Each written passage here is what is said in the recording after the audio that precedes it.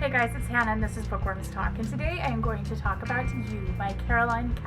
I had really high expectations going into this book because Karen Fisher had recommended this, and virtually everybody when I went to RT this past month, or a few months ago it's been now, so I had really high hopes for this, and I wasn't let down. If I had to describe this book in one word, it would probably be original.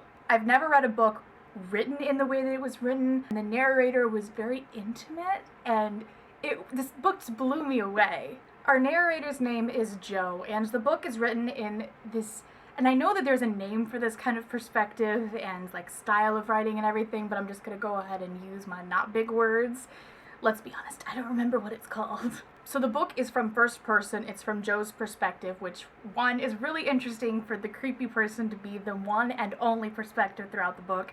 I loved that. So it addresses Beck, the woman that he is stalking, as you. And so it's not like Beck got home at this time today. She, it's all you. So it's like you, Beck, or like the light of my life, or whatever it be. It does not say anything like that cheesy, but just to give an example. So I've kind of gotten to the plot a little bit here, and for those of you who may not be familiar with my channel, I do a non-spoiler section, which is what I've been talking about right now, and I'll do the spoiler section a little bit later, but I will warn you before I get into that. But I'm going to give you kind of a brief summary of the novel without giving too much away. So Joe works at a bookstore, and Beck, whose name is actually Genevieve, I think is how it's said, talks to him a little bit at the register. They kind of, have a little bit of back and forth, and Joe really feels like there's a connection there, and so that when she pays, he reads her credit card, and so then he looks up where she is, he starts like stalking her social media, figures out where she's gonna be, and then kind of plans this chance meeting. And any obstacle that she has in her life that Joe sees kind of as something that is separating them, he slowly starts to try to break, because he wants it all to be him and her, and like he's convinced that they're meant to be. All that being said, this might, for those of you who have not read this book, it would sound very creepy and very kind of difficult to read possibly, but the weirdest thing about this book is that at most points in the book I was actually rooting for Joe, and it sounds so twisted, but there's something about the way that the story is told, and he doesn't really excuse what he's doing. He doesn't think it should be excused. He thinks what he is doing is right, and it's almost like giving justifications for it without being defensive. It's just like you're in his head and you get it. You understand him, and I love it when books are able to do that. Give me a character, especially from their perspective, that is supposed to be like this stereotypically hated character, and then make me understand him, make me like him, make me root for him to an extent. That's what I loved about this book. I want to read anything that she writes from now till forever, and I only have a couple authors that I do that with. I was just so blown away. Probably one of my favorite reads of the entire year so far. So that is it for the non-spoiler section. I am now going to jump into the spoilers. Like I said before, it's kind of self-explanatory, so if you haven't read this book, then don't keep on watching, but if you're just wanting to hear a little bit more about it, and you're willing to be spoiled, then you can go ahead and keep watching if that's what you want. But I will talk to you guys later. For those of you who have not read it and you don't want to be spoiled, come back when you have read it. So I'll see you guys later. Bye. There was something really poetic about this book, and I'm actually going to read just a quick little thing and then give you the idea behind it. It's been 7 hours and 15 days since you took your love away. The hours, then days. There's a place in here, and I can't seem to find it, but it's where Joe basically says how the average person would say it's been, 7 days and 15 hours and 2 minutes since I saw whoever last. And then with this E.E. Cummings poem, which he very much takes inspiration from, he says stuff like that, especially in regards to Beck, to say it's been minutes, then hours, then days, then weeks, then months. And it's just a different order of things, and it's always italicized so that you can like be sure to appreciate it. It's like, appreciate it, it's beautiful. And that's probably, that's one of my favorite like writing bits, like how that's done. I love it. So her boyfriend Benji, when he puts him in the cage and he does the soda test, and like, while I and probably everybody else is thinking the same thing, this Benji guy is just the epitome of people that you don't like. But that didn't necessarily make me think, yeah, kill him, I just don't like him. I felt for Benji. I felt he was obnoxious. I didn't like him as a character. But at this point in the story, I wasn't like, yeah, Joe do that. I was very hesitant, and I was just curious to see if he would actually kill him, or if he, for whatever twisted reason, thought that he could stick him in a cage and he could just let him out after a little while and he'd be fine. Or you know what, maybe he didn't. Maybe he was just kind of keeping him there until he decided what to do and like when was the perfect time to kill him. But my point to this was to just say I was not on board with him at this point, and I was pretty shocked when he ended up killing him. I mean, I suspected that it would happen, but still the shock, it was there.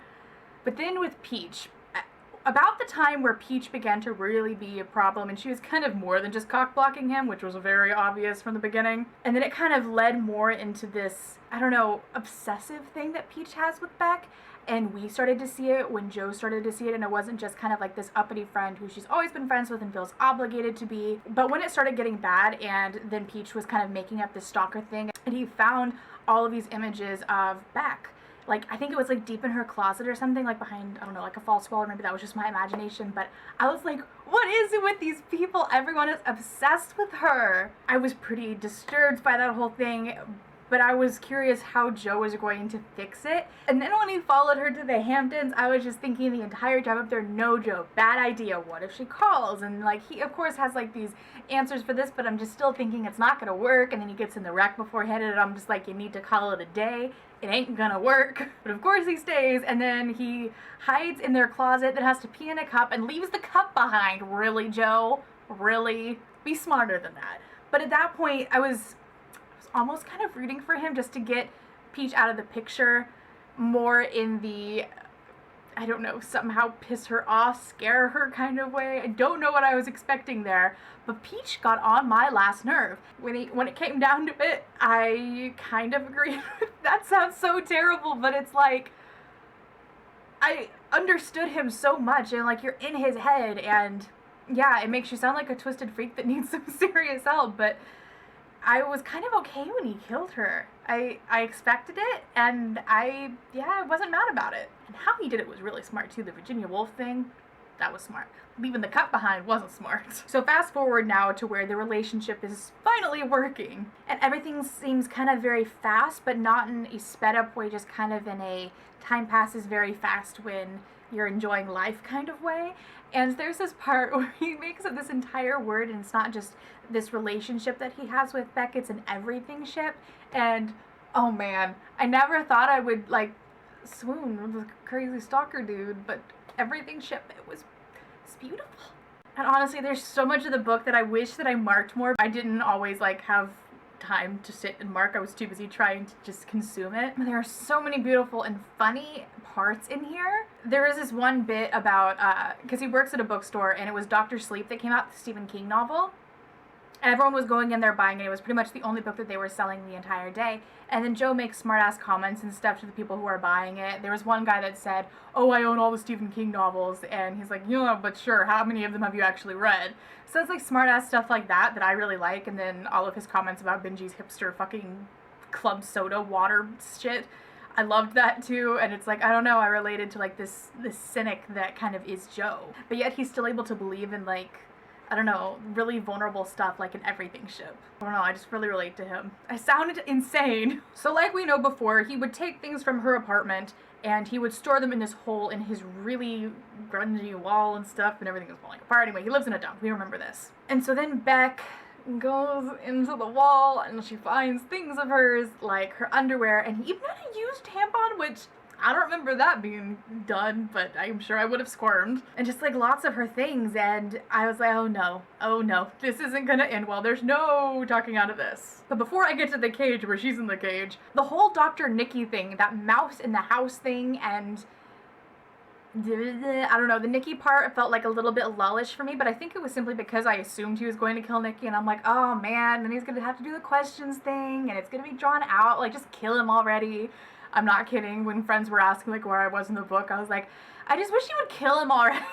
But I really did not like Dr. Nikki at all. At all. And I thought it was really dumb of Joe to go to the same psychologist, psychiatrist. Like, that was just not smart. Especially since he wasn't actually a doctor, so I don't think he was actually held to, what's the word? Doctor-patient confidentiality, considering he's not a doctor. Flag should have been raised there. So when they're arguing before he takes her to the cage, and she's saying all this stuff that, of course, we agree with. We realize what Joe has done is not normal. We can't really justify it. But how he's thinking of things, it's just, it's so unique. I count to 3. I give you the chance to shut up, but you don't shut up. And after 3, I take your little head in my hand, sorry, and smash it into the wall, sorry. You're going to be sorry too when you calm down and realize what you made me do.